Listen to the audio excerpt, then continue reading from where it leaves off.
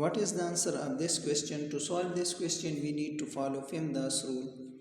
According to PEMDAS rule, first we solve parenthesis, then exponent, then multiplication and division, then addition and subtraction. Remember, multiplication and division we solve from left to right, addition and subtraction we solve from left to right. First we solve this parenthesis. Inside the parenthesis 4 times 2. 4 times 2 is 8. The equation becomes 42 plus 6 divided by 3 times 8.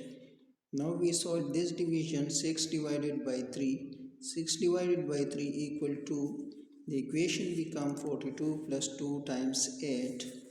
Now we solve this multiplication. 2 times 8. 2 times 8 is 16. The equation becomes 42 plus 16. Now we add this 42 plus 16 is 58. The answer is 58.